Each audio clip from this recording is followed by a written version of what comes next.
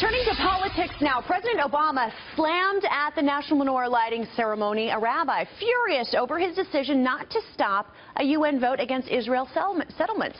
This as tensions grow between the president and Israeli Prime Minister Benjamin Netanyahu. Our very own Kristen Fisher live in Washington, D.C. this morning with the very latest on that. Good morning, Kristen.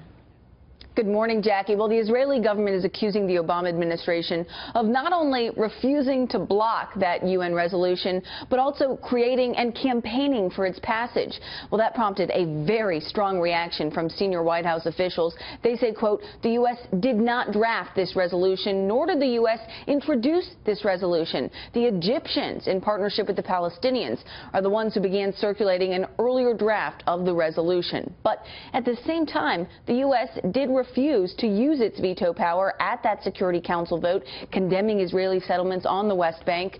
Well, the move prompted Israeli Prime Minister Benjamin Netanyahu to recall the U.S. ambassador, saying friends don't take friends to the Security Council. Over decades, American administrations and Israeli governments have disagreed about settlements, but we agreed that the Security Council was not the place to resolve this issue. We knew that going there would make negotiations harder and drive peace further away.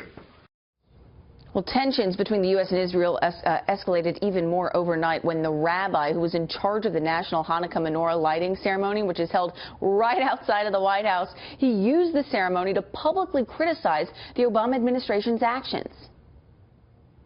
I know that some of us are so sad at what happens there with regard to Israel.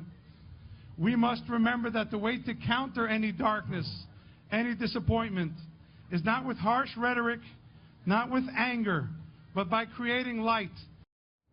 Or perhaps through a new administration. The Israeli Prime Minister says he's looking forward to working with President-elect Trump come January 20th, which is now Inauguration Day, just 25 days away. Hard to believe, Jackie and Lisa. 25 days. Can you imagine? I 25 days. I can't even believe this year's over. And 25 days that It's been a fast one. All right, thank you, Kristen, live in our nation's capital. Thanks.